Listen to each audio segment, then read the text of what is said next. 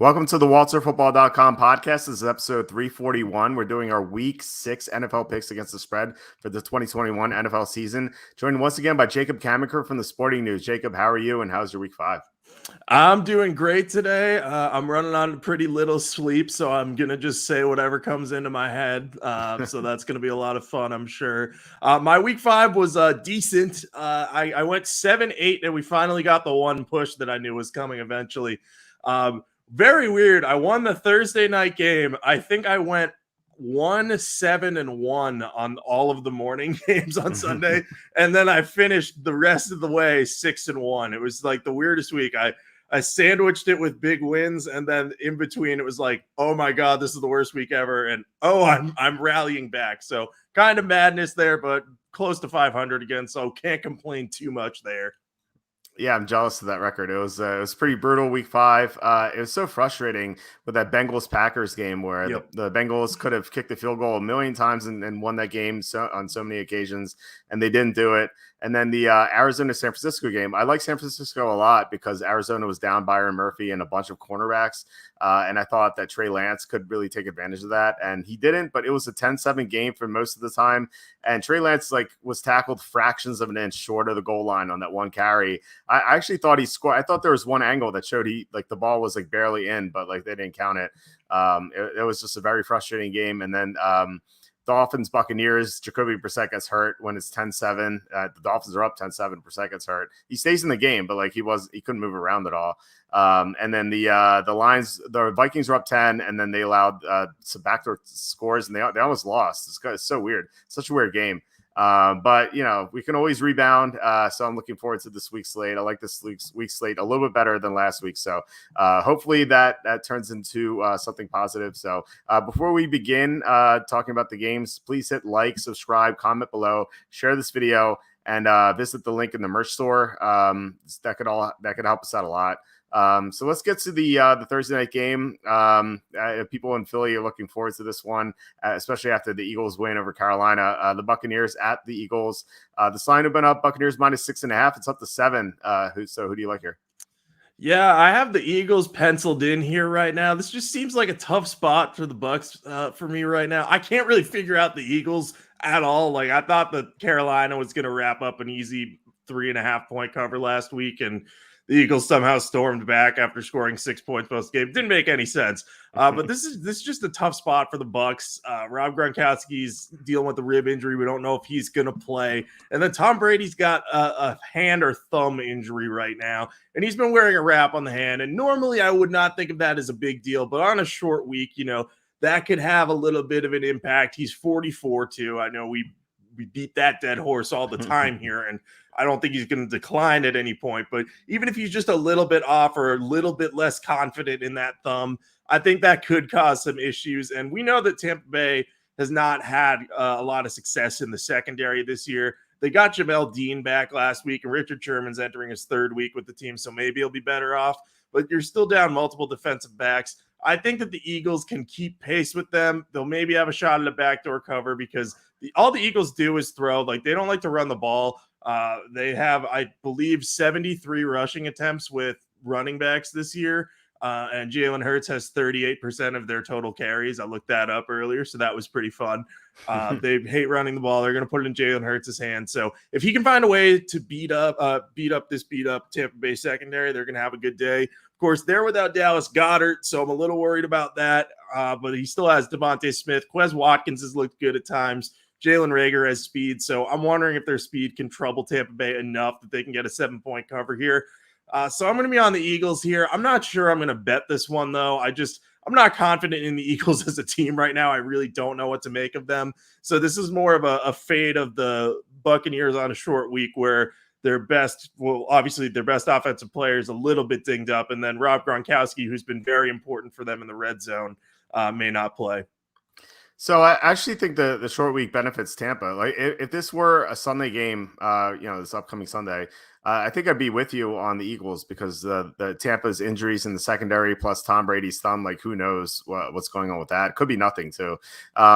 But I think the short week really benefits the better team, and so that's why I'm going to be on the Buccaneers. And it's easy to forget how bad the Eagles were before the Carolina game. Like 3 weeks ago, they got blown out of Dallas. They were not competitive at all. 2 weeks ago, they allowed a touchdown drive on every single Chiefs possession except for one, which was like a kind of a weird Mahomes interception. Other than that, the Chiefs scored a touchdown every single drive. And then last week, Sam Darnold imploded. He blew a 15-6 lead in the third quarter. He threw 3 interceptions. He was terrible. And the Eagles did not play well. They made a lot of mistakes. They just capitalized off Carolina's errors. So I think that Tampa is a much better team than the Eagles. Obviously, that's what the spread says. And I think this is reasonably priced. Like, I don't think the spread's too high.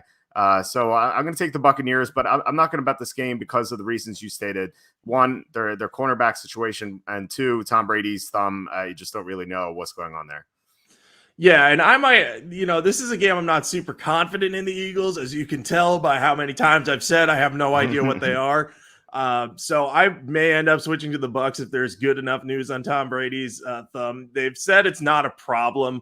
I never trust when teams always say it's not a problem. They're not going to be like, if a guy's going to play, they're not going to be like, yeah, he's pretty hurt. Like, especially with, Tom Brady, they're not going to be like, oh yeah, his thumb's in terrible shape, because then It's like, all right, well, now we know that he's going to be much worse than usual. So I'll be looking for reports on that. I'll also be interested to see who plays on the Eagles offensive line. Lane Johnson might miss this game. He's dealing with some personal issue, and Nick Sirianni wouldn't even commit if he was going to come back this year. So if he's out, Tampa Bay pass rush could perform better than they have this year. And you make good points about how bad the Eagles have been. And I never saw the Chiefs game. I just knew that the Chiefs scored 42 on them. So if they're that bad, I may end up switching to the Buccaneers. But this is just a game I'm not confident in. Yeah, the Chiefs, the Eagles couldn't stop the Chiefs at all. Like, it was ridiculous. Tom guessed my beverage that I have is Mr. Pibb. I don't know how he guessed, but it's Mr. Pibb. I don't know how he knew. Walt gives too much credit to the Chiefs and not enough to the Bills. Kevin says, I moved the Bills up to number 2 in my power rankings, so I think I did give them a lot of credit. I just think that I still think the Chiefs are underrated. They're 2-3, but they could be 4-1 right now. But the Bills deserve a lot of credit for sure.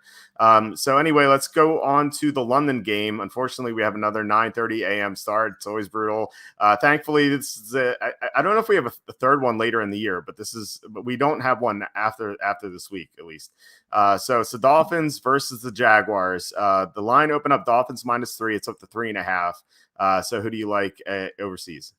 Yeah, I'm glad we're exporting the worst games of each week overseas. This is another game that I'm a little bit torn on, because I don't want to pick the Jaguars. This is the same thing as when we picked them against the Bengals on Thursday Night Football. I don't want to be on the Jaguars because I don't believe in Urban Meyer, but I am right now. I just like them at this number. Their offense is starting to play better against weaker defenses. The Dolphins have a good secondary, but they haven't been able to stop the run at all, and they were just shredded by Tom Brady. So Trevor Lawrence should be able to move the ball a little bit better than he has against some other opponents. And realistically, they should have put up 25 points at least on the Tennessee defense last week, but Urban Meyer insisted from the 4th and inches in front of the goal line, instead of sneaking Trevor Lawrence to hand the ball off to his running back. And that wasn't the biggest problem. I'm fine. If you want to hand it off to the running back, fine. That's good. Why is it Carlos Hyde? It's Carlos Hyde back there. And he's like, after the game, he's like, yeah, our 2 running backs are running well. No, they're not. James Robinson is running well, and Carlos Hyde is getting 5 carries and turning them into 13 yards. Stop using Carlos Hyde. He's not good anymore. Anyway, that's my rant for Urban Meyer this week. And I know that Tua might be back for the Dolphins, but I'm not convinced that he's necessarily going to come back this week. Dolphins have a bye after this, so if there's any shred of doubt, I think they would start Brissett, unless Brissett's hurt, as we discussed, or as you mentioned earlier, he was dealing with a hamstring injury, so maybe Tua comes in, but it's a rib chest injury. Those can linger a bit, so I have some concerns there, and I'm not super confident in the Dolphins' offensive line. I know the Jaguars' defense is bad, so I'm not going to be on this big time. It'll depend on the injury report. If Tua starts, I'm probably going to be 0 units on the Jaguars here, maybe flip to the Dolphins, depending on what the Jaguars have going on. But If Tua doesn't start and be on the Jaguars for probably a unit, maybe two. So leaning on the Jaguars here. But again, this is another early London game that I will probably end up betting because I have nothing better to do, but I don't want to bet this. Yeah, I'm not going to bet this either, I don't think. But we're going to be on different sides again. So I initially was going with the Jaguars. And then it kind of like hit me. I'm like, wait, we've seen this so many times before where a team has a coach who's in hot water, who's about to be fired. He goes into London, they get blown out, and then he gets fired like on the way back home. Like, I feel like this is going to happen with the Jaguars. Like Urban Meyer's, they're having closed door meetings with him. He got into trouble. He didn't go home with his team after the Cincinnati game, and I don't know, they really didn't show that much fight against Tennessee. I guess like maybe it was close. Like it seemed like it might be close for a while, but Tennessee absolutely destroyed them, and Tennessee just lost to the Jets. So it's like how good can the Jaguars be really? I know like. They fought closely with Cincinnati a couple weeks ago, but I don't really think they can stay with Miami. Like Miami's 1-4 right now, but they've had a really tough schedule. Like they played the Buccaneers, even the Patriots. I think the Patriots are better than people think they are. They played the Bills, they played the Colts when Carson Wentz is getting healthy, and we just saw the Colts do what they did at Baltimore. So this is definitely Miami's easiest game of the year, and I think they're going to win. And the one thing, like the other thing I was thinking about is I was like, oh, the Jaguars have a lot of experience in London. Like this is going to be good for them. But then I'm like, wait, they have a new coach who never coached in London. They have a new quarterback who never played in London.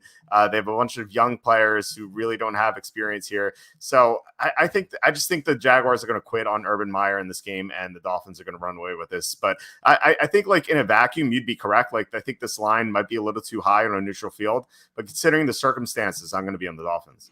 Yeah, you make a compelling point. We have seen this before, and we saw it last week again where the Jets looked like they should have the advantage over the Falcons, but on the neutral field and in London, they didn't play well at all. The underdogs in London, I don't have any numbers on this, but they seem not to play well. And especially we've seen, it's like, oh, there are questions about the coach, and they go in and then they lose big. So you might be on the right side here. I'm very torn on this one. I'll stick to Jacksonville for now, but this is another one I'm going to have to announce later in the week on Twitter who I end up with. If I say nothing, I'm sticking with Jacksonville. If I say something, probably changing it to the Dolphins. Okay. So we had a question here. Is there a good place to find injury news compiled? What I do on Friday night is I just Google like team and then injury report, like Chargers injury report. And then that'll take you to the team's website. Like each team publishes their injury reports on their website. So you can do that. Like there are a couple teams that are slow with it. Like Buffalo doesn't publish the other team's injury report, which is really frustrating. And then Baltimore never updated their injury report for Saturday. But usually you can find it on the team's website. And then Chase asks, is this the wrong video to ask about fantasy lineups? You can ask, and then we'll try to answer at the end, but we'll just do the picks in the meantime. The next game, so we talked about, discussing this one, the Texans at the Colts. This line opened up Colts -10. It's down to 9.5. So who do you like in this game? Yeah, so this is another one that's very lightly written in pencil right now. I have the Colts in there right now, but there are some very key injuries you're going to have to watch in this one. Their secondary was an absolute mess against the Ravens after Xavier Rhodes exited with an injury. If he and Rocky Sin are out against the Texans, this line is going to be too high because they could not stop anyone. They held Baltimore to 9 points for most of that game. Xavier Rhodes went out, and then Baltimore drove down for, I think it was 22 unanswered points or something crazy like that. And their final 4 drives were all touchdown drives, basically, or scoring drives at the very least. But outside of their secondary, I feel like the Colts match up well with the Texans, especially if Braden Smith, the right tackle, comes back from injury, because Jonathan Taylor can run on this Texans defense. This Texans defense is much better against the run than they were last year, but they're definitely still not great there. And Carson Wentz is looking healthier, as you just mentioned, and is throwing well and is finding weapons. Michael Pittman looked good.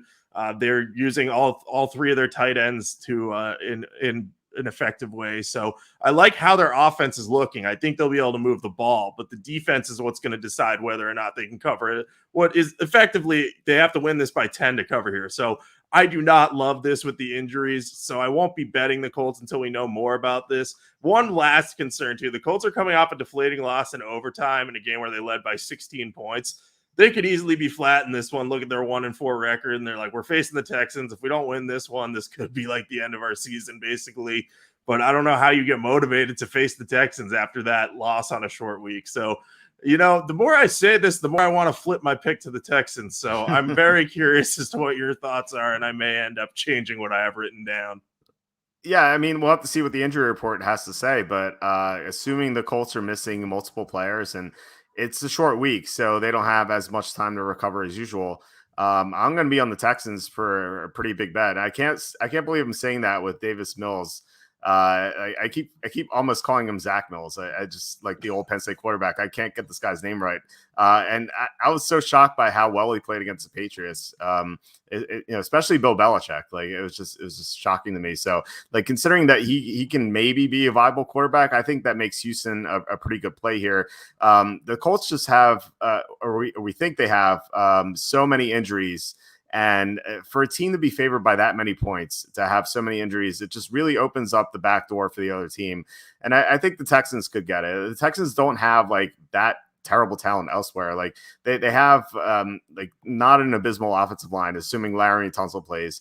They have some decent players in the secondary. So I don't think Carson Wentz is going to have a great game.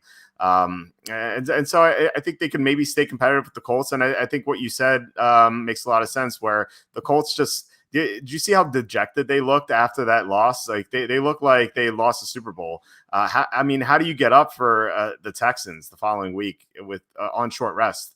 I just feel like this is like a really low motivational spot for the Colts. And like I said, they have way too many injuries that, we assume that they're going to have. So if the injury report is as bleak as I think it could be, I'm going to be on the Texans for a pretty big bet. Yeah, you know what? I'm going to join you because the entire argument I made was basically like, under normal circumstances, I like the Colts, but these aren't normal. Short week here. You got guys on little rest. You got guys banged up. So I'm going to move this to the Texans. I'll see what the unit count's going to be. Like you said, though, if Xavier Rhodes and Braden Smith are out again, and if Rocky Sin's out too, I think this is a very good spot to have the Texans in, and the line movement shows that too. It already dipped below 10, and I imagine it will continue to move if the Colts continue to have injury issues. Yeah, it looks like the Sharps bet Houston, and I think that's what the line movement was. Someone asked, where do you find the Sharp action? There's so many places where you can find the betting action for like any team in the NFL. Like there's so many websites, and then you look at the betting action versus the line movement. So like if there's a lot of money coming in on the Colts, which is probably going to be the case. That just means, and the line's moving down. That just means the sharp money is moving that spread. So you can just determine it that way. The next game is Packers at the Bears. This line opened up Packers -4.5. It's still 4.5. So who do you like in this game? Yeah, I'm 4 for 4 on underdogs now with my pick change to the Texans. I like the Bears here. They just played one of their best games of the season against the Raiders, and really their defense looked great. Like they are getting a lot of pass rush pressure right now. They're averaging a league high 3.6 sacks per game. So I think if they can get some pressure on Aaron Rodgers, which should be doable because, he's without his top two left tackles, David Bakhtiari and Elton Jenkins. There we go. Did not take me 3 tries this time. So if Jenkins is not back for this game, it's going to be very hard for the Packers to contain Khalil Mack there. So that's going to be a big potential issue for them. And the Packers secondary is banged up now all of a sudden. Like Eric Stokes was starting to emerge as a quality complement to Jair Alexander, and people were getting excited like, oh, this is going to really help their defense. But now Stokes is alone back there because Alexander's on IR, and they don't know when he'll be back. So I think, Stokes has looked good, but he's also a rookie. So if Matt Nagy and Bill Lazor, I believe is still the offensive coordinator there, can scheme up some downfield throws and get Allen Robinson and, more importantly, Darnell Mooney for this matchup involved and have Justin Fields look downfield, I think they're going to have a chance to rip off some big plays. And they already run the ball pretty well, even without David Montgomery. So I think that they can keep this close, especially since they're at home at Soldier Field. This is a big game for them. And the Packers are coming off of a long overtime game that they really got lucky to win against the Bengals. I think if they lose that game, this line might be a half a point or even a point lower, because you're talking about two teams that would have, I think, identical records or close to it. So I'm a fan of the Bears in this spot. I just think this line's a bit too high. I think the Bears as a home underdog makes sense. They have some matchup advantages. So I'm going to be on them for 2 units, I think, unless there's some positive injury news with Elgton Jennings there. I could see what you're saying about this line being too high. I thought it might be like 3.5 or 4. So 4.5 looks like it kind of stands out. But I'm actually going to be on the Packers. It seems like it doesn't seem like that long ago when the Bears allowed 9 sacks and it looked like they were one of the worst teams in the NFL. And since then, they beat the Lions, like whoop-de-doo, and then they beat the Raiders last week. And the Raiders are 3-2 right now, but they're not a 3-2 team. Like they were falling apart. I feel like they may have quit on John Gruden already, like maybe. So I don't know. I really can't take much out of those 2 wins for the Bears, and I still think the Bears are probably a bottom. They might be a bottom 10 team in the NFL. Like maybe they're a little bit above that, but I think there's a chance they could be terrible because I don't like their offensive line at all. Justin Fields he's looked okay, but he's still inexperienced. The defense isn't as good as it used to be. Akeem Hicks is injured. That's a big injury. They have a lot of holes in their secondary. And so I think the Bears might actually be a little bit overvalued. Like I've been saying the Packers are, and the Packers have had some fraudulent wins this year, but I think the Packers are definitely better than the Bears. And I think Aaron Rodgers will have like a positive demeanor in this game. Like that's a big thing for Rodgers. Like sometimes he just doesn't show up, like that first game against New Orleans. And I thought last week there was a chance he might do that. And it didn't seem like he was completely dialed in like he was against Pittsburgh. Like Pittsburgh, he's really locked in. Like last week, I don't think he cared that much, but I think this game he will be because it's a divisional game. The Bears are in second place. If the Bears win this game, they're going to move into first place because they're going to have the tiebreaker over the Packers. So I think Rodgers will be really locked in. The problem is what you're talking about with the injuries, especially to the offensive line. But I think there's a chance that Sir Elton Jenkins returns, and Josh Myers, he's not on the injury. I don't think he's on injury reserve either. So like there's a chance those guys might return. If they do, I'm going to bet the Packers. If they don't, and the Packers still have those injuries, I'm still probably going to be on Green Bay, but I won't bet the game. Yeah, if those offensive linemen return, I definitely will not be betting this game because that takes away what I believe is Chicago's biggest advantage in this one. I definitely see your point. I agree that the Packers are a better team, and I think I wonder the same thing about Rodgers. Like you say, he's probably going to be dialed in for this one, and I agree that he should be, but I don't know. I just can't shake this feeling about the Bears right now. Not that I like to trust Matt Nagy or anything. With all the times on here, I've been like, he has no idea what he's doing, what's your theory on why Fields isn't scrambling more? Matt Nagy has no idea what he's doing half the time, I feel like. Yeah. So not exactly a ringing endorsement of the candidate here, but Bill Lazor is calling offensive plays more. I think they're going to have to get him on the move here. But yeah, I still like the Bears. I just think this spread's a little bit too high for what I've seen from the Packers lately, but if it is an Aaron Rodgers game where he just shows up and wants to ball out, then yeah, the Packers are going to be the right side. Yeah, I think you have the right answer. Trubisky didn't run as much as he should have either.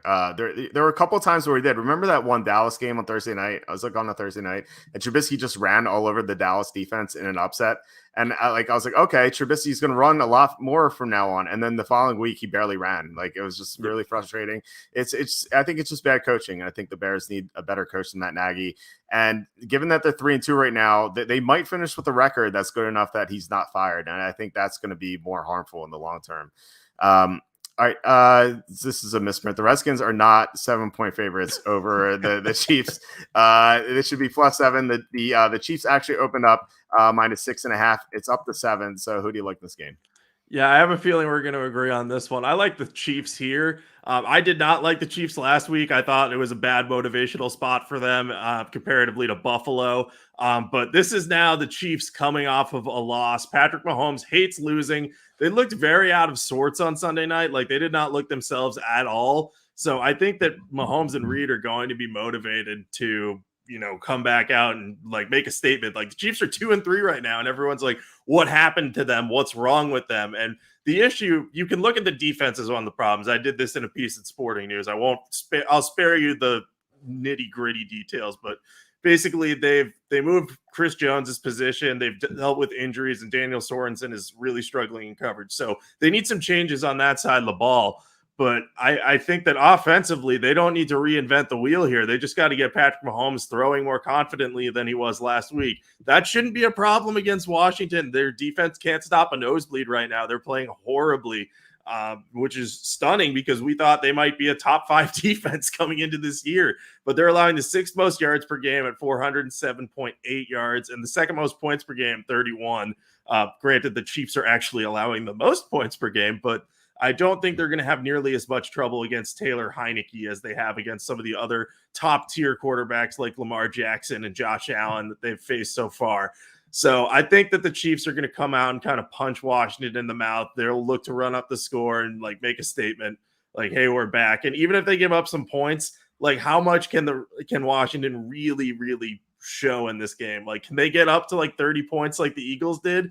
Even still, that might not be enough because Mahomes beat the Eagles by 12. And I think, Philly's offense versus Washington's offense, it's a real toss-up. But with Taylor Heineke at quarterback, he could have an implosion like he did last week against the Saints. So I like this bounce-back spot for the Chiefs. I'm on them for 1 to 3 units. I just want to see how they're looking in practice this week, what they're saying, and, check out the injuries. But this is a good bounce-back spot.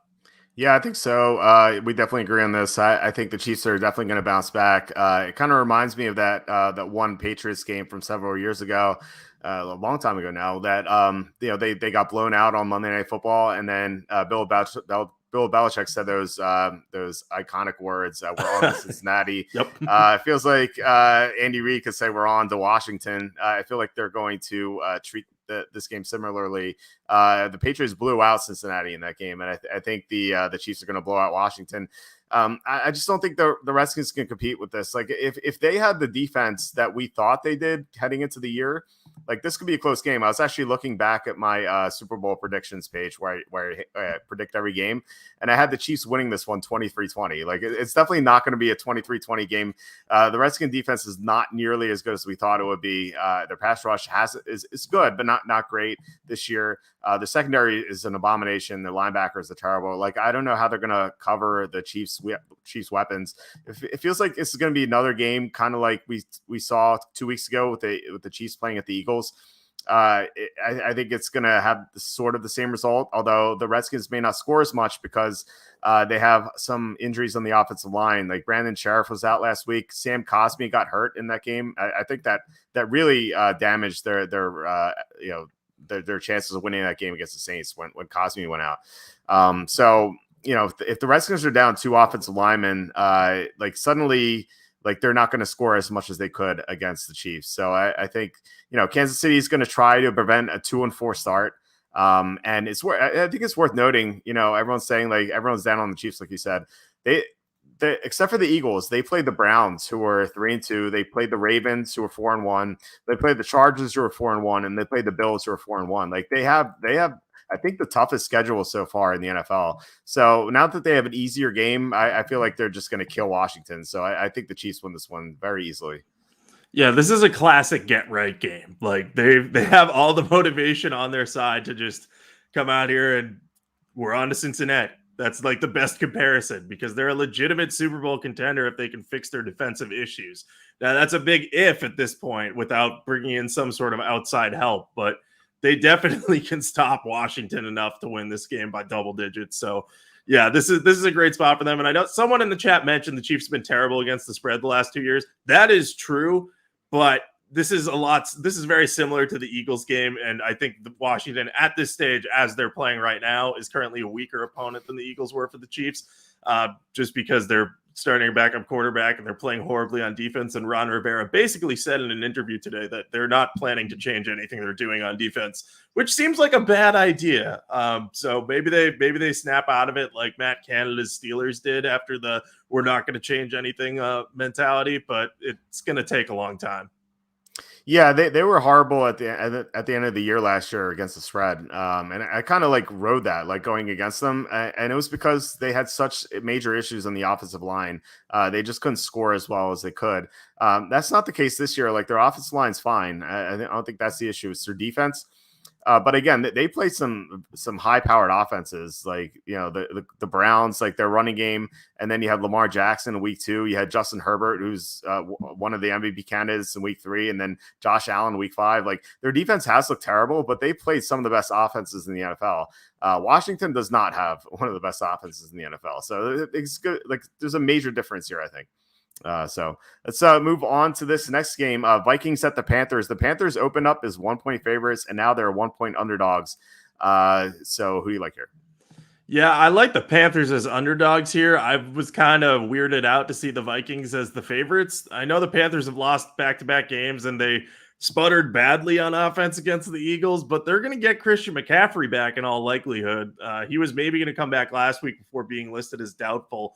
So I think that if he comes back, he's going to be a big help to this passing game because he'll catch passes out of the backfield from Sam Darnold. He'll keep him from having to make those downfield decisions and throw into more traffic where he had the 3 interceptions last week. And, they'll be able to run the ball better too. Like Chuba Hubbard and company did pretty well without him, but still you can't replace effectively Christian McCaffrey. And usually running backs don't matter, but he's one of the rare dual threats that he can do everything that you ask of him. So it's a big deal that they're getting him back. And the Vikings defense has played well lately. They've allowed 17 or fewer points in 3 straight games. So Mike Zimmer has them playing together. But I still think that they're going to have trouble containing Christian McCaffrey and DJ Moore, who didn't have the greatest week last week. But with McCaffrey around, Moore's not going to be able to take as much attention from the defense. So I think that the Panthers playing at home, I don't see why they should be 1-point underdogs to the Vikings unless I'm completely missing something. I know their offensive line is not very good. That's the one thing. And I know that the Vikings have Danielle Hunter. So maybe that's why this line is at least off in my perspective. But I still like the Panthers. All they have to do is win to cover this spread. And I think they have a shot at it. So I'm on them for right now. I'm not sure I'm going to bet this. I have this written in as a 0-1 unit pick right now. Yeah, I'm with you here. So 2 weeks ago, the Panthers were 3-0. They lose to Dallas, a game where they were up at halftime, and then Dallas hit some big plays. And then they lose to the Eagles after they blow a 15-6 lead. Both of those games are without McCaffrey, and there's, like you said, McCaffrey might be back this week. So, and then you look at the Vikings, they've won 2 out of 3. But they barely beat the Lions. Like they almost lost to them, kind of sweated that one out for a survivor. So I think if this line were made 2 or 3 weeks ago, the Panthers would have been 3-point favorites or higher. So I think we're getting good value with Carolina, especially if McCaffrey can return. Now, maybe this line movement is someone knowing that McCaffrey is not going to play, and they bet on the Vikings, but I don't know how they would know that this early in the week. Maybe they're just taking a guess. It feels like sharp moving on the Vikings, but I like that just could be phantom line movement that happens sometimes where the sharps will move a line so they can get a better line the other side. So I wouldn't really read too much into that without it moving to a key number. But anyway, I like Carolina as a home underdog here. It just seems like they shouldn't be home underdogs.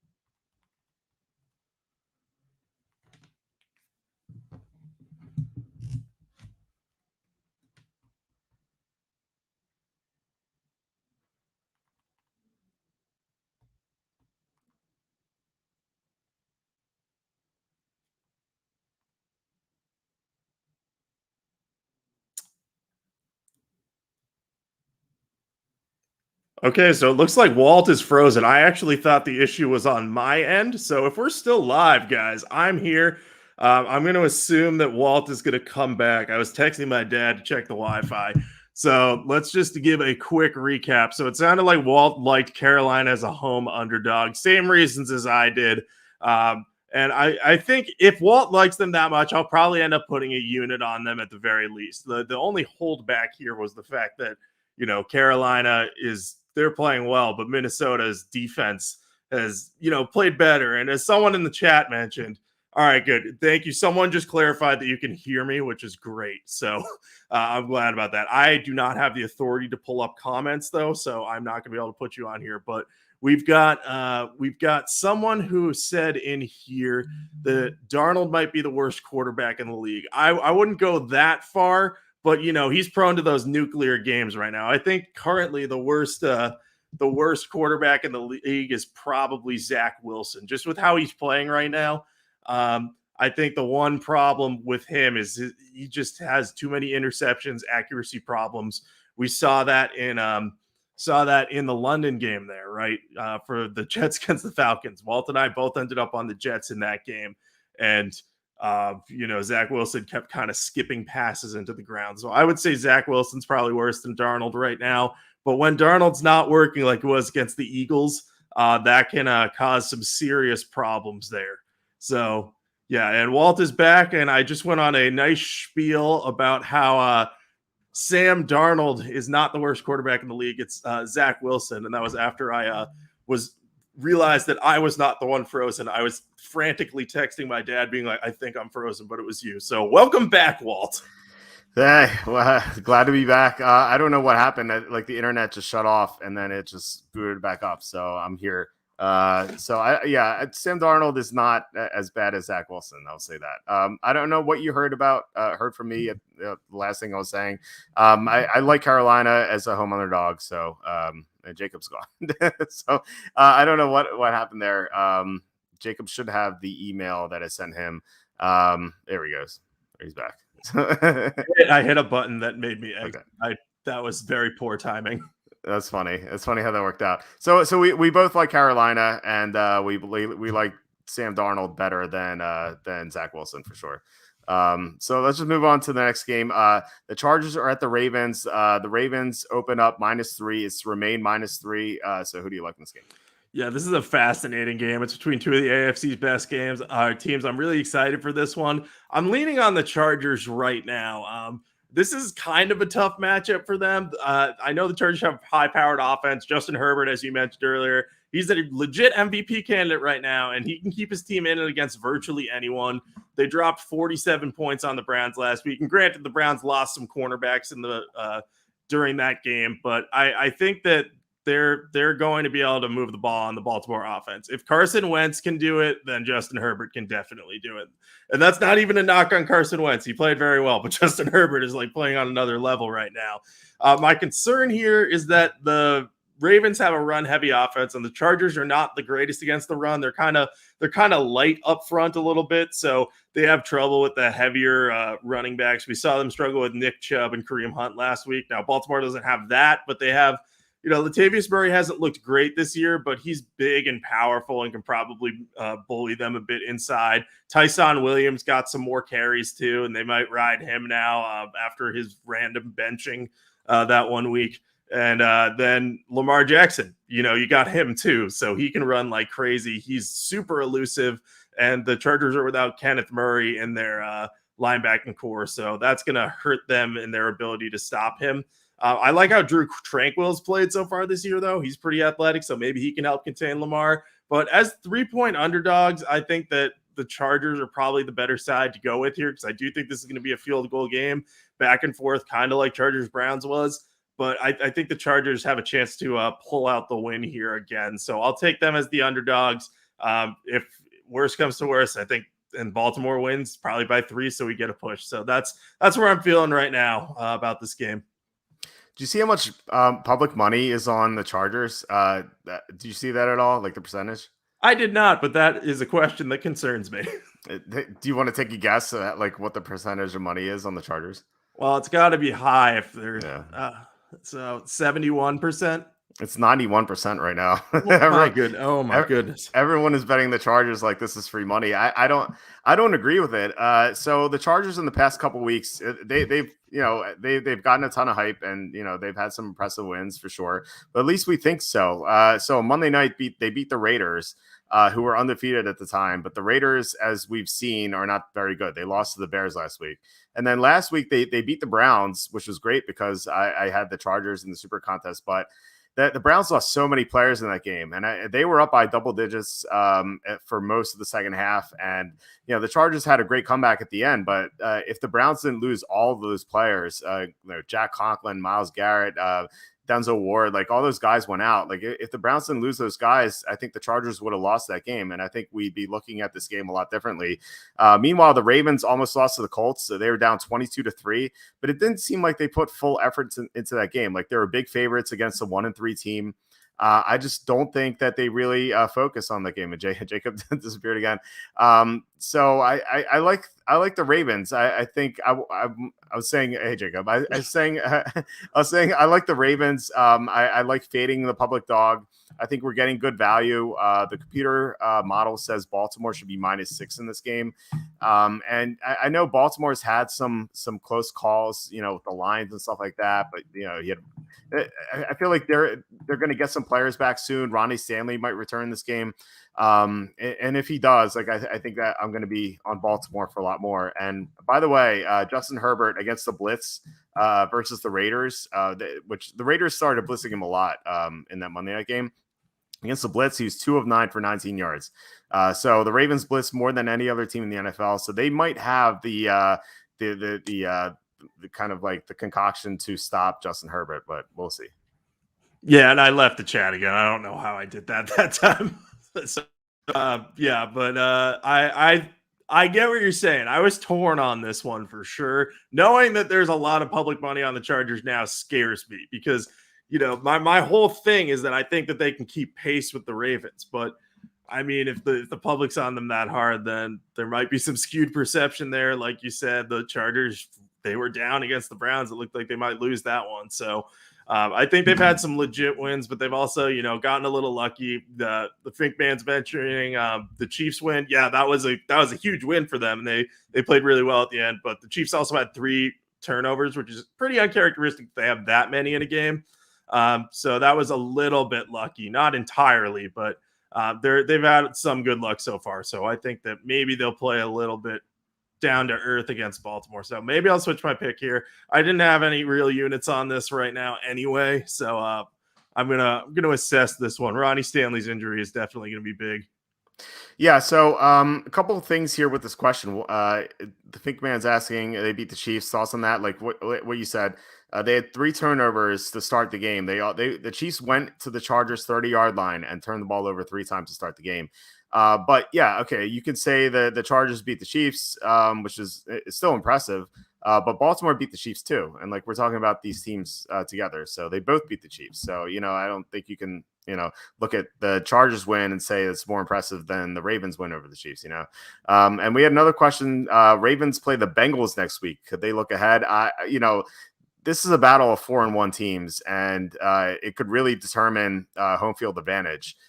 So I don't think the Ravens will look ahead. I think the Ravens were looking ahead to this game when they were playing the Colts. So I don't think they're going to look ahead twice.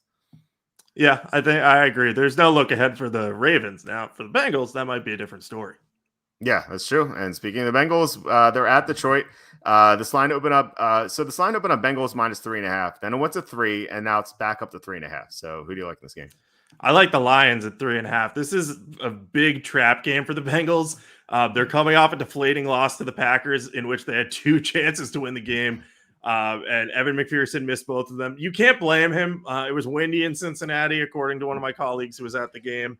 And one of them was a 57-yard attempt, and the other one was, I think, 49 yards. And he just pushed it left. It touched the flag on the field stick. So he's a rookie. He had 3 walk-off game-winning kicks already, so you can't blame him too much. But, the team's got to be, kicking themselves. They had a chance to beat the Packers, and now they're going to play the Lions. Where's the motivation? The Lions are completely defeated. They don't have a win yet. And I guess I should say winless. They're not defeated under Dan Campbell, but they're winless right now. So I think they could be flat. And looking ahead to that Ravens game, as we mentioned, that's a key game for the Bengals. That's kind of a litmus test of are they ready to compete with the best team in one of the best teams in their division? Like, they're in a very tough division. Like, even the Steelers, I know they're not great, but they can give the Bengals some trouble. So Cincinnati's going to be looking at that game against the Ravens and saying, hey, if we win that, we can prove to people that we're pretty good.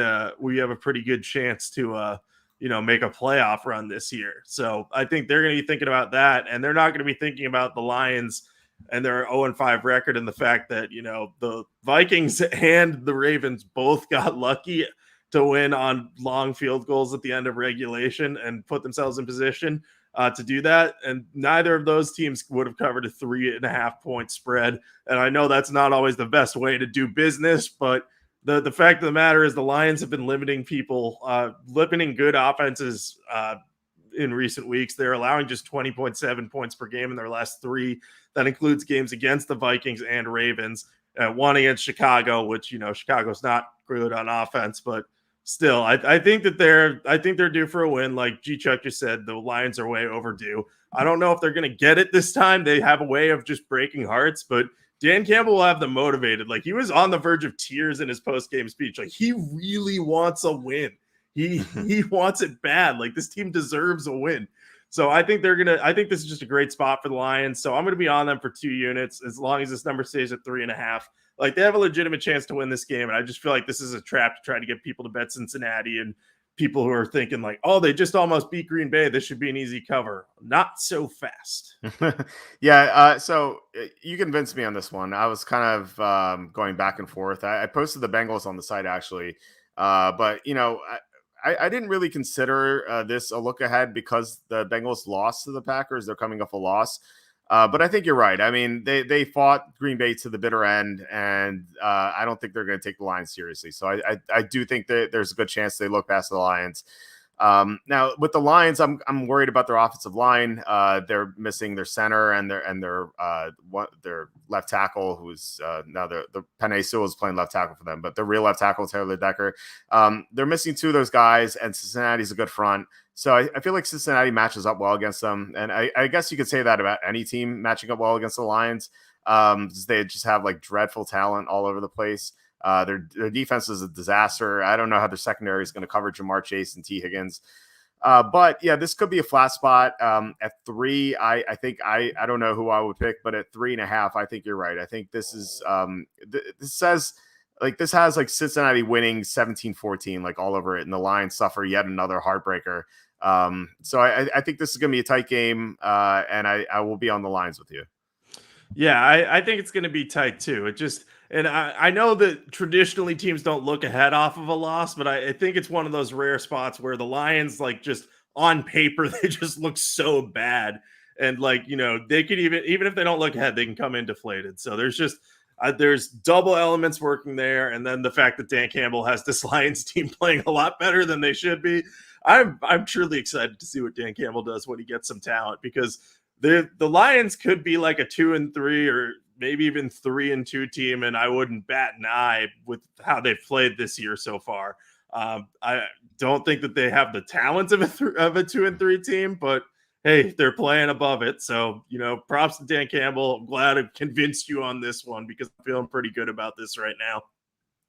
Okay, yeah. So G-Chuck posted this. I think it's interesting. Baltimore was a 66-yard field goal away from losing to the Lions. Plus, they dodged a Colts game-winning field goal last night. The Ravens are lucky. So, yeah, they got lucky in those games for sure. But remember in that Detroit game, Marquise Brown dropped 3 long touchdowns. So maybe they shouldn't have been in that position anyway. And then week 1, they could have beaten the Raiders in overtime. So there's that too. Plus, they've had a lot of injuries, and they're getting some of their guys back. So they're not as bad as they were, in that opening night Raider loss where they're missing almost like half the roster. They're definitely a lot healthier now. So I can see what you're saying about them getting lucky, but I think they're going to turn it around. Like, they have a lot of talent, and they shouldn't have been losing to the Lions anyway. So I think the Ravens are going to be playing better in the second half of the season. Yeah, their luck is balanced out for the most part, I'd say. Like, if you point at those three 3 late game scenarios where they've won on like the Clyde Edwards-Helaire fumble and then a couple missed field goals or a long field goal and a missed field goal. Yeah, you could look at it like that for sure and think they're lucky. But as you mentioned, the Marquise Brown thing, the Raiders thing, there are just several plays in the games where they've gotten unlucky as well. So I agree with you on that. Okay, last of the early games, the Rams at the Giants. This line opened up Rams minus 10.5. It's still 10.5. So who do you like this game?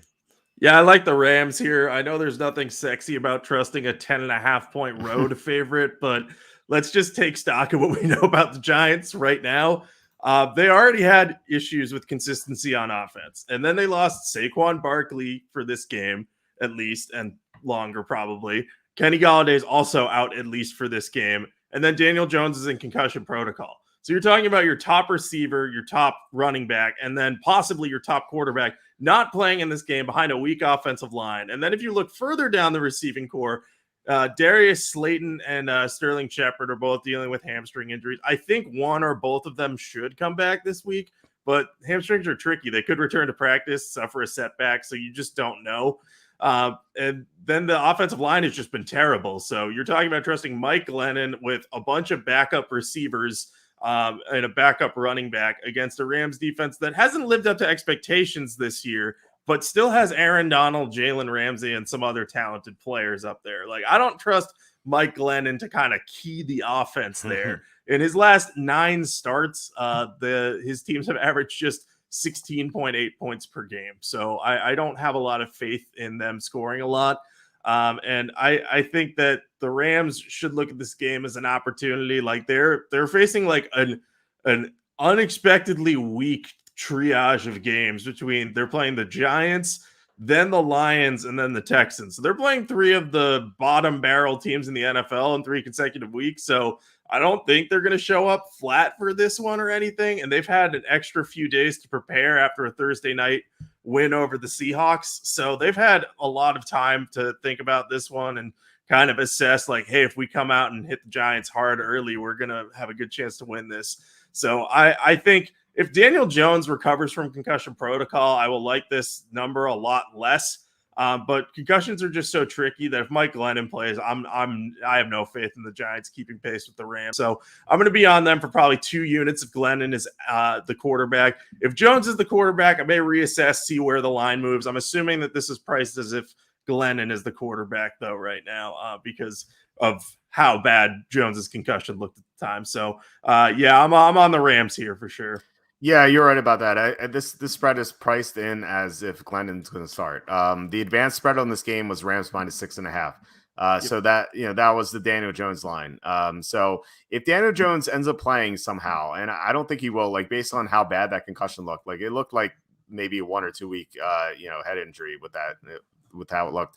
I think that I would have interest in the Giants if Jones plays, but if he doesn't. I'm definitely going to be on the Rams with you. I just don't see how the Giants compete, especially with Glennon. Like Jones's mobility would at least give the Giants a chance with Aaron Donald bearing down on him behind that bad offensive line. We saw that week 2 against Washington where he got some pressure, but then he ran around and he had a big game as a scrambler. And that was with Saquon Barkley not getting many snaps, and Barkley's going to be out. So I feel like Jones would do the same thing. Glennon won't be able to do that. So I just don't know how the Giants will be able to score on the Rams. And plus, you mentioned Sean McVay having extra time to prepare. I love betting coaches with extra time to prepare. So I'm gonna be on the Rams with you. I wouldn't bet this heavily because it's such a high spread, and some weird things can happen, like a kickoff return for a touchdown, a fumble return for a touchdown. Multiple drives that last forever that end in field goals, and then the Giants get it back to recover. Like all that stuff could happen. So I normally don't like betting high lines like this, but I think if you're going to do it, it's going to be in a matchup like this. So I like the Rams. Yeah, there's definitely some cause for concern there, and especially Kadarius Toney looked really good. And I think he's going to be playing in this game, but at the same time, they may just move Jalen Ramsey around with him because that would largely take him out of the game. Maybe not entirely, but Yeah, I think this isn't like my favorite line ever, but I'm probably going to stick to 2 units on this. Unless Jones plays, then I'm going to have to completely change my playbook. But I'm definitely in on the Rams here. This just seems like a really good spot for them if all breaks well. Yeah, Tony got hurt too at the end. I know Yep. he got ejected, but there was some injury as well. So if he's out, I'm definitely going to be betting on the Rams. He was great. He's looked great in the past 2 weeks. I played him on DraftKings this past week. He was only like 4,000, so he helped me cash the tournament. So that was nice. Unfortunately, I had like Dallas Goedert, and I played Hopkins over Devontae Adams. So the rest of the lineup didn't work out, but at least I cashed the lineup. So anyway, before we move on to the late games, please hit like, subscribe, comment below, share this video, and visit the link for the merch store in the description. So there are 3 late afternoon games. The first one is the big one: Cardinals at the Browns. The sign up Browns, either Browns minus 2.5 or 3, depending on where you look. With the VIG, it's different. Let's just say the Browns are minus 2.5. So who do you like this game? Yeah, I love the Cardinals here. The Browns are just so banged up right now, and I feel like not a lot of people realize that. They are super thin at tackle and at cornerback right now, and that could be a big problem for them against Kyler Murray and then J.J. Watt and Chandler Jones on the other side of the ball. The Browns, they were without Jedrick Wills last week. They're without their backup, Chris Hubbard, and then Jack Conklin went down in the middle of the game with an injury. So it's possible they'll be without their top 3 tackles. If that happens, Blake Hance is going to start on one side of the ball. I don't know what they would do on the other side for tackle. They might kick Joel Batonio out to tackle. I think they've done that in the past, or at least have considered doing that in the past. So that might be the move they have to make, and then play someone on the interior. But that's just not ideal when you're going against Chandler Jones and J.J. Watt. And, that defense will be able to move around a lot. And, they were missing cornerbacks last week, but if they get Byron Murphy back, they should be in pretty good shape because, the Browns are still without Jarvis Landry and Odell Beckham Jr. They're just he's not clicking with Baker Mayfield. Like, I think that Odell either needs to be like, Baker has to throw me the ball, or you have to get me out of here, because it's just not working for either side.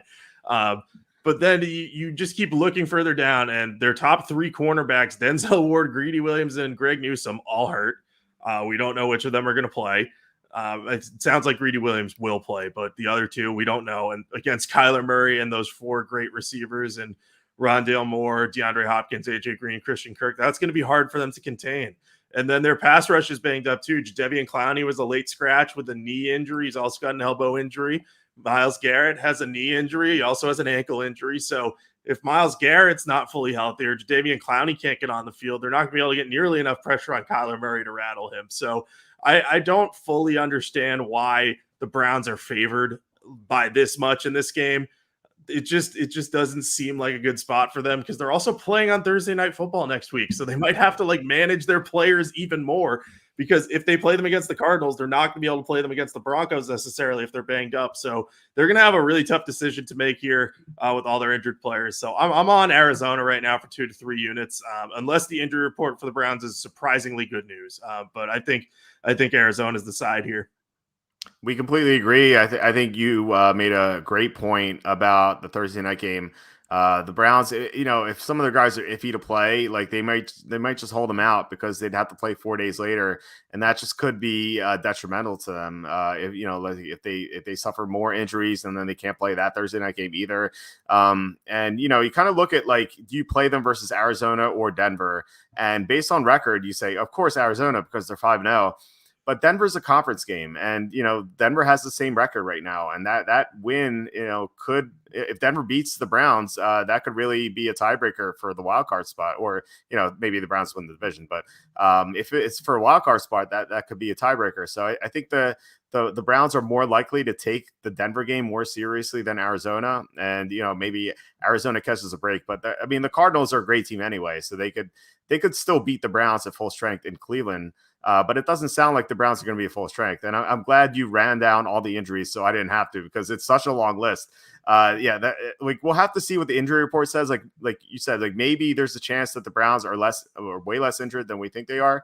But they lost so many players in that Charger game. I don't know how they really put together an offensive line at all. And they were running the ball so well early in the game. And then after Jack Conklin went out, especially in the fourth quarter when they were trying to run down the clock up one, they just couldn't do it. Like they just weren't running the ball at all. And Arizona has so much talent on their defensive line. They shut down San Francisco last week. I feel like they're going to do the same thing to the Browns if the Browns have the same number of injuries. So, unless something weird is happening with the injury report, definitely going to be in Arizona with you.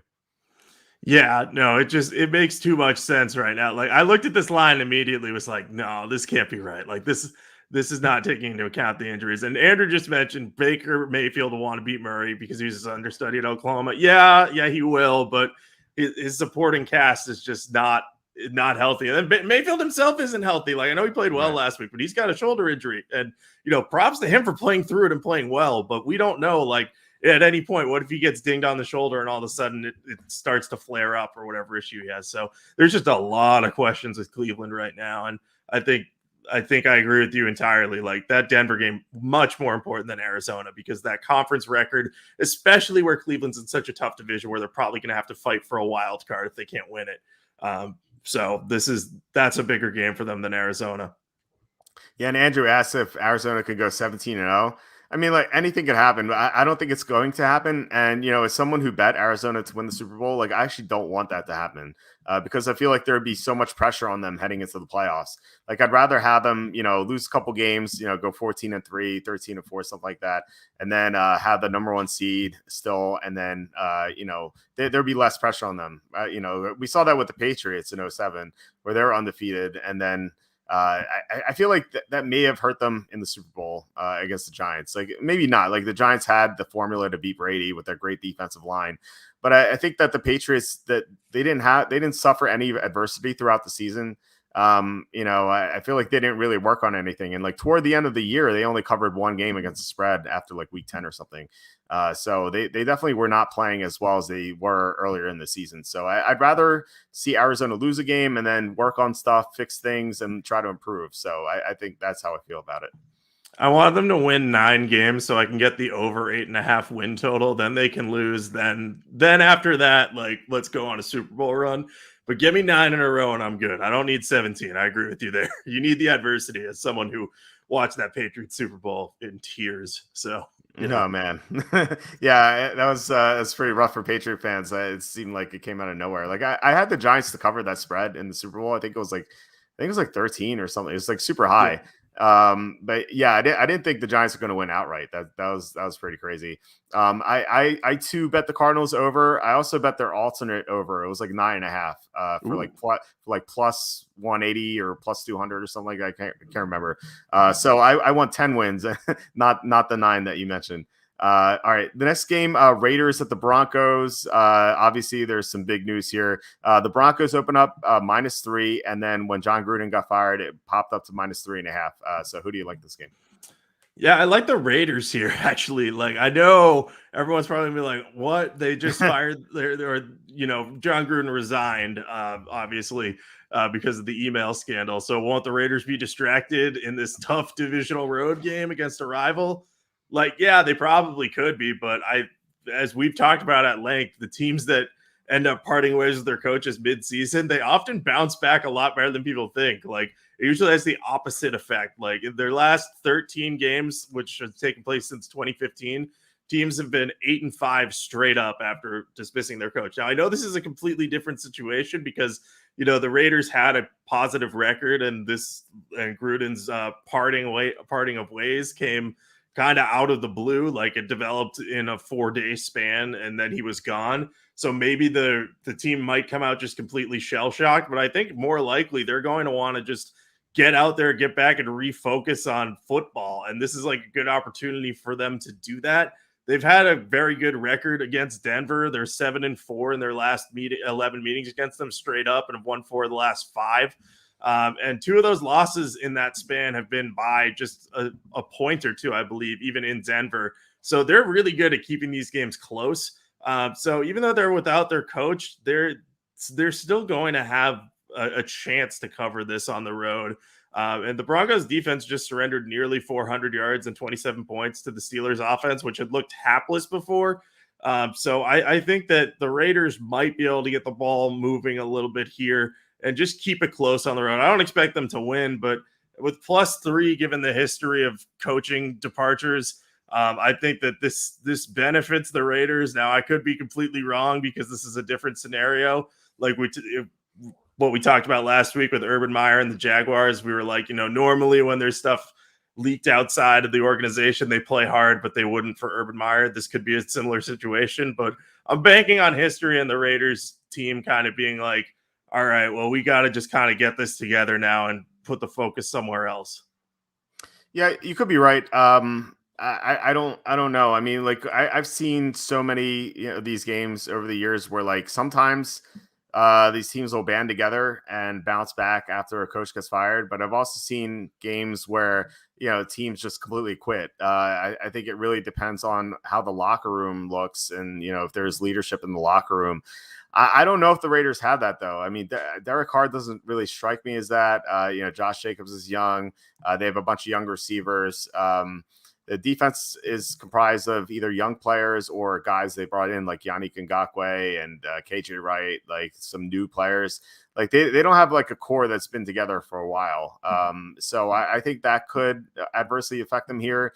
But you could be right as well. Like they could band together. I just don't know. Like it's just a guessing game for me.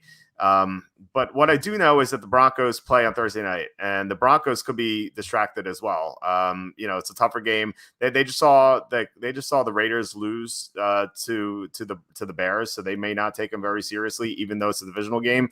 And then they play the Browns on Thursday night, and the Browns are known as a better team than the Raiders are. So they could be looking ahead. It's just like I just don't want to bet this game at all. Like when this is -3.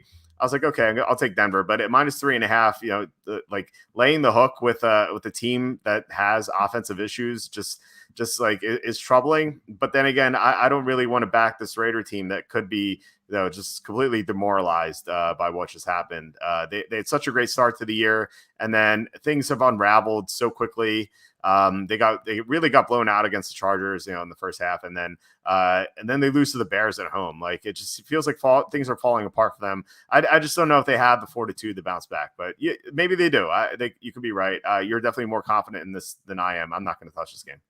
Yeah, no, I understand why you wouldn't want to touch it. And I actually had forgotten that the Broncos were playing on Thursday night. I think that obviously plays into the Raiders' hand, but I think even the coach firing part of it, or coach resignation part of it, that might hurt Denver more than you'd think, because they'll look at the Raiders and be like, oh, they're going to be discombobulated. They just got rid of their head coach. But I think there's like enough time for the Raiders to bounce back. But like you said, this is just a guessing game, so I could be entirely wrong. But I feel good about the motivation that the Raiders are going to have. It's just a matter of, like you said, will the leaders step up? I don't know who they'll be in this circumstance, but I think they might have a chance at rallying around them, especially because they have experienced coordinators. Like, I know Rich Bisaccia is the head coach, but Greg Olson and Gus Bradley, two very experienced coordinators, two guys who are very good at their job. So I think they'll have them prepared. But this is going to be an interesting game to watch, though, either way. Yeah, I agree. I think that's a good point about the coordinators. Greg Olson's done a great job with Carr. And then Bradley improved the defense a lot this year. The defense was awful in years past, and the defense is still not great, but it's definitely a lot better than it was in the past. So, it's a good point. I mean, they do have good assistant coaches. Bradley obviously used to be a head coach, and Olson, I feel like, could be a head coach if he wanted to be. I don't know if he wants to be, but he could be. So, it's a good point. I might change my pick to the Raiders. We'll see. This game I'm a lot more interested in. It's the Cowboys at the Patriots. So I open up Cowboys -4.5. It's down to 4, despite tons of money coming in on Dallas. So who do you like in this game? That worries me because I have Dallas penciled in. But I do have a fun fact written down that the Cowboys are 0-6 against Bill Belichick in his career and have averaged 12 points a game against him. So he's had a good time against Dallas. But my logic, at least to start, was that Dallas's offense has played very, very well this year, and the Patriots defense has had some weird issues at points. I don't know if their problems against the Texans were motivation related, or they were coming off a deflating loss to the Buccaneers where they were like inches away from having like a chance to have beaten Tom Brady on defense, but they started so slow against the Texans that I was just worried. I'm just a little worried about them. And I think that Trayvon Diggs can take away half the field to make life more difficult on Mac Jones. But, at the same time, Jones is familiar with Diggs because they were at Alabama together. So maybe he knows how to get through there. I basically have written down, it's hard to fade the Cowboys right now because Dan Quinn's improved the defense. Dak Prescott is kind of having a Drew Brees, reemergence post-injury. We both thought, before his injury, we were like, Dak's overrated. He's a good, not great quarterback. He's proving to be more this year so far, granted small sample size, but I feel like he's doing well. So I like the Cowboys initially, but I'm very curious to hear your thoughts on this game because I am very not confident in that. Do you know what the advanced spread on this game was? I do not. It was Dallas -1. So this moved up 3.5 points on the open just because, why? So what happened last week? Dallas crushed the Giants, but the Giants lost Barkley, Daniel Jones, and Kenny Golladay all in 1.5. And then on the other side, the Patriots barely beat the Texans. And for a while, it looked like they were going to lose. But I think they were really, coming off of, I think they were really flat, against Houston. I feel like they thought they're going to win that game.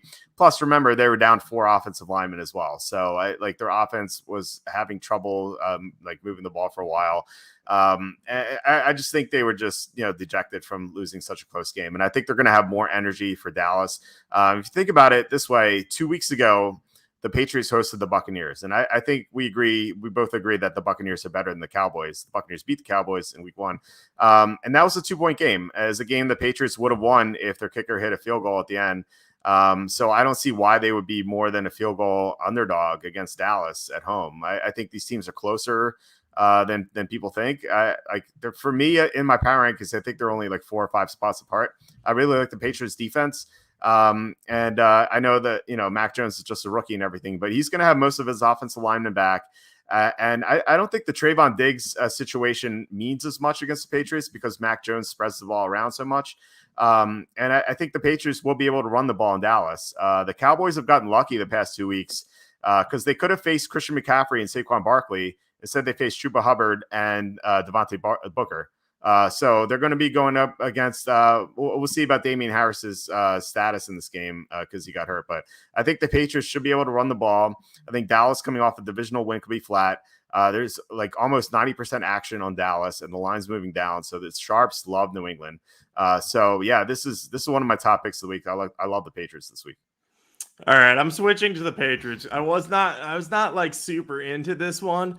And I know it's just trends are largely stupid, but Belichick being 6-0 against the Cowboys and allowing 12 points per game, that tells me that he values games against the Cowboys possibly because, the whole America's team thing. So I think he'll probably be motivated in this one. He'll be able to rub that off on his team enough. And, I still got concerns about how they'll contain the Dallas offense, but maybe they have some formula ready. But with that advanced line move, yeah, then I'm definitely going to be wanting to be in on the Patriots going through a key number and being at another one too. Yeah, for sure. My personal line for that was Patriots -1, and the computer model said the same thing. And I knew the advanced spread was -1. So when I saw it open 4.5, I'm like, oh my God, this is amazing value. And I'm not surprised at all the Sharps pounced on the Patriots at +4.5. Yeah, and I think I have trouble objectively identifying New England spreads at times because I very pessimistic fan over here. I'm like, all right, well, they almost lost to the Texans. Not going to be pretty this week. Yeah, it's the life of the sports writer. You're always going to be pessimistic about it. I'm the same way. All right, the Sunday night game kind of have to feel bad for NBC here because they thought they were getting Russell Wilson versus Ben Roethlisberger. That's not the case because Wilson's out until at least week 10. That's what he said.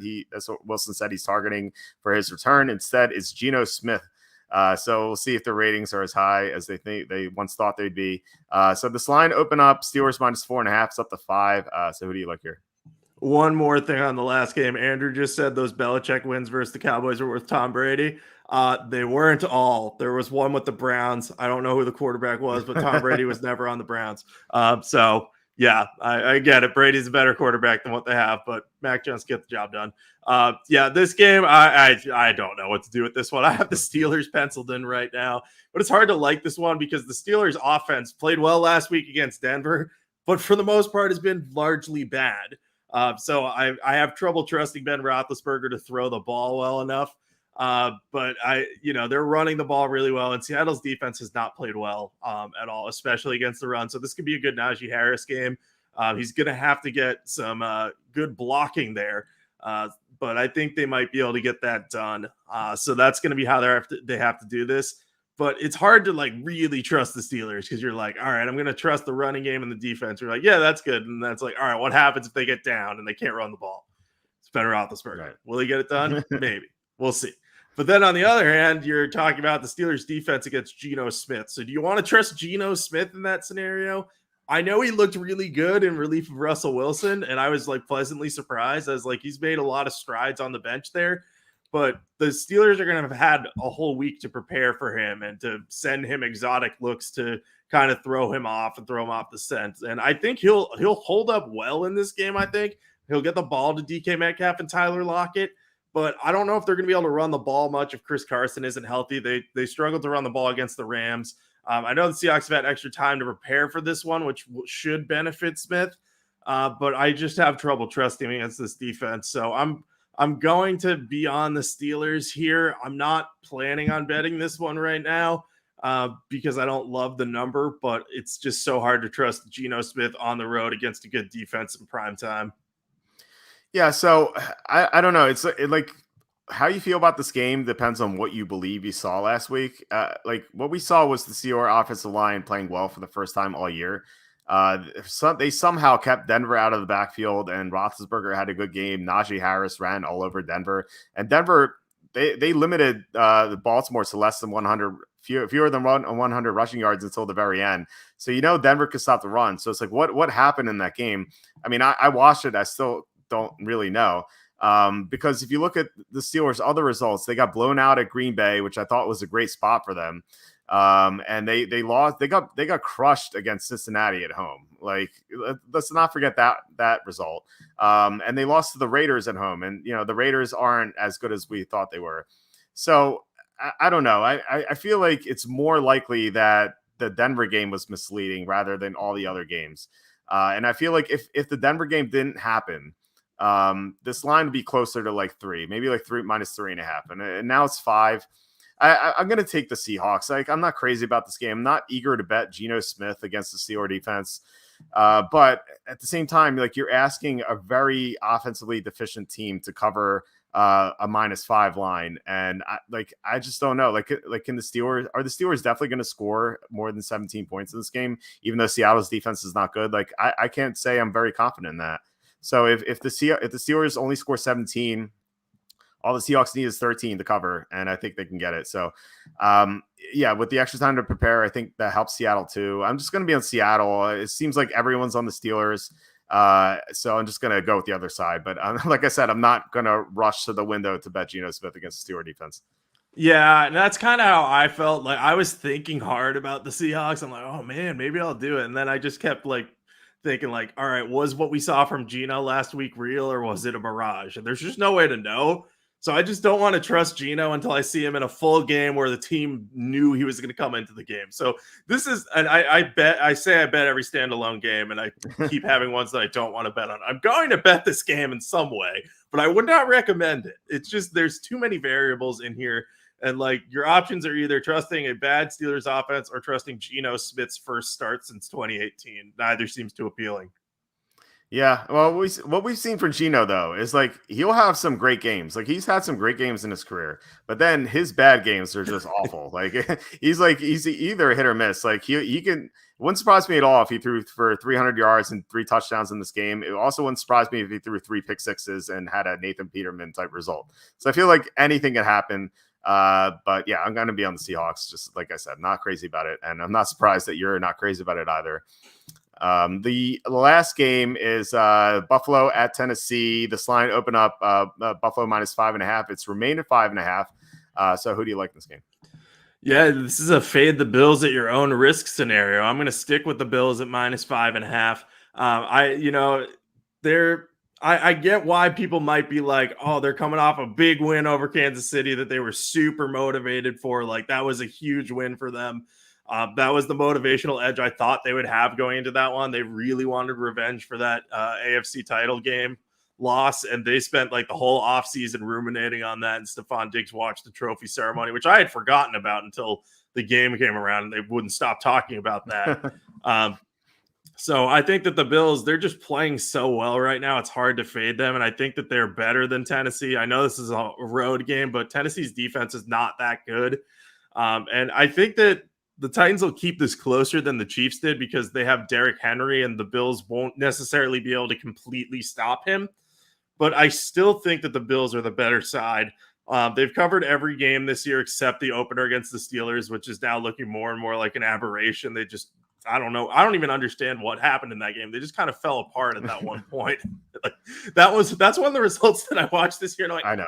What was that? like I truly can't fathom that. But I think that the fact that the Bills are playing so well and that they're going on bye after this week, I think that really helps them because, normally this might be a flat spot for them motivationally, even against the team that made the playoffs last year.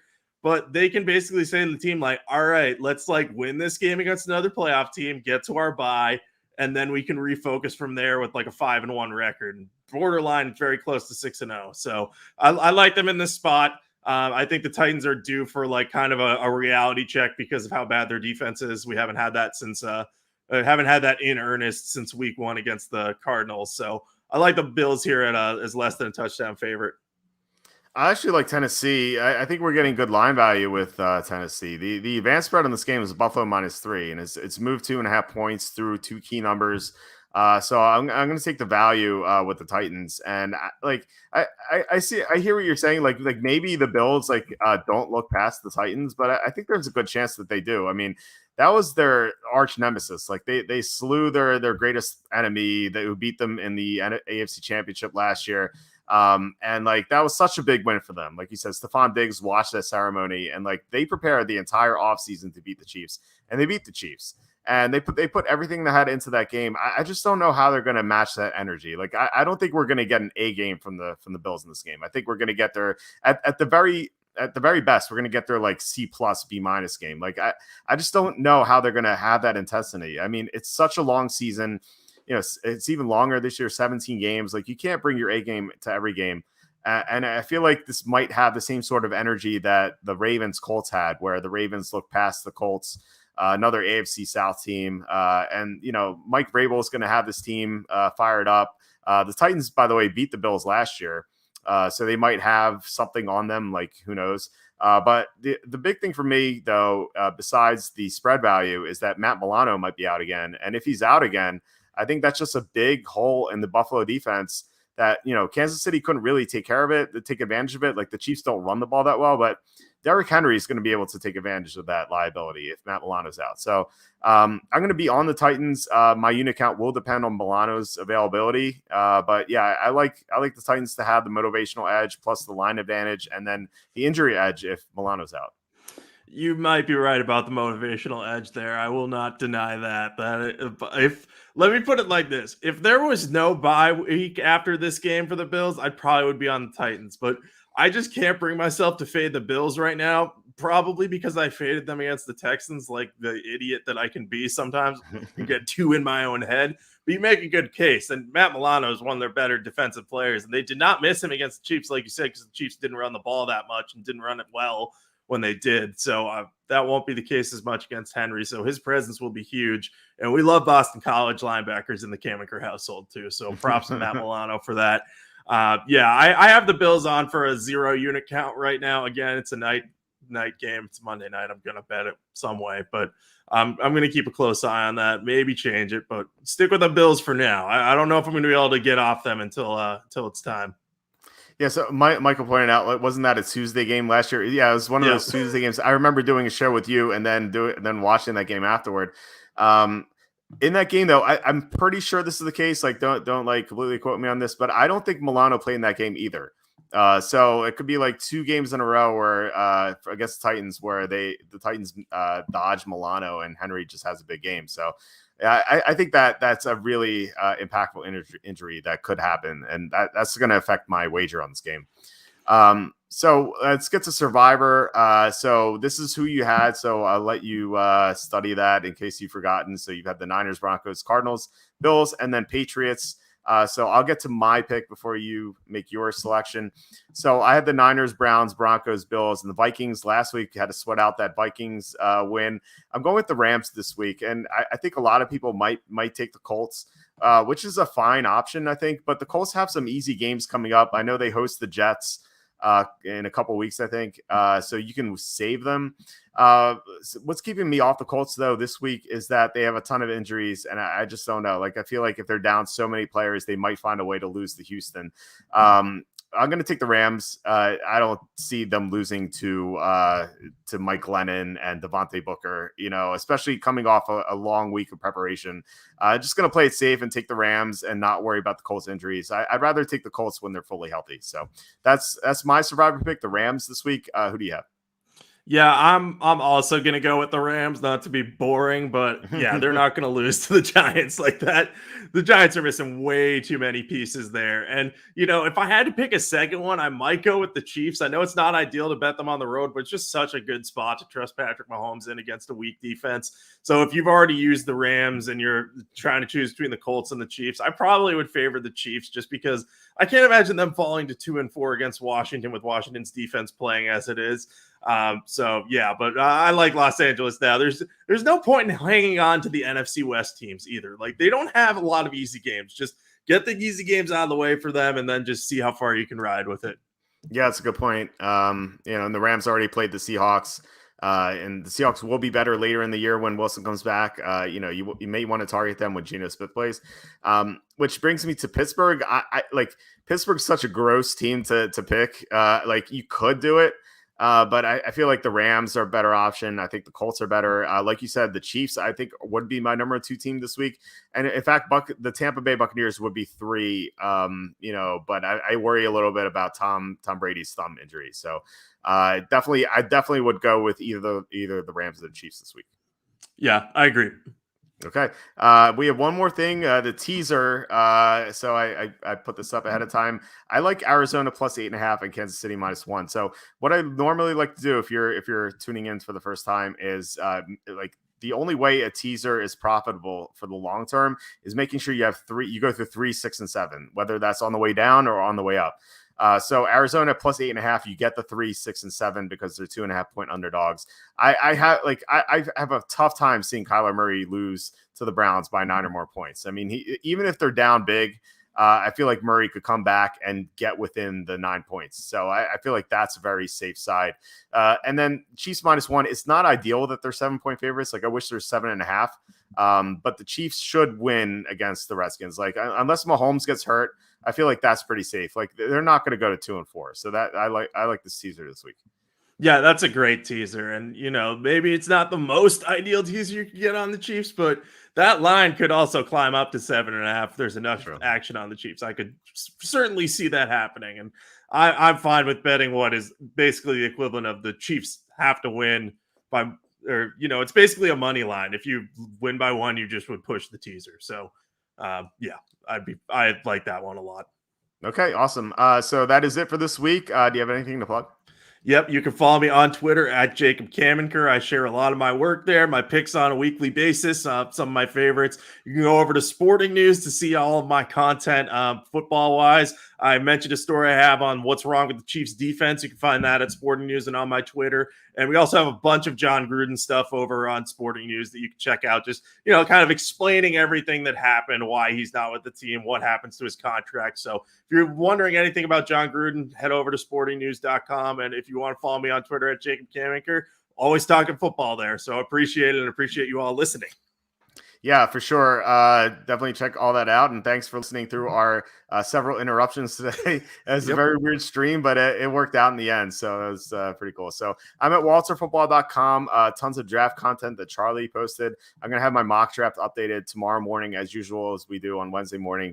Pick updates on Thursday for Thursday thoughts, Saturday for Saturday notes, and then Sunday morning for the final thoughts. And of course, the Monday game, Monday evening. We have fantasy rankings that are updated throughout the the week, ad drop for fantasy. So tons of content as usual on walterfootball.com. Thanks everyone for listening, and I will talk to you next week. All right. Sounds good. Talk to you then. All right. Bye.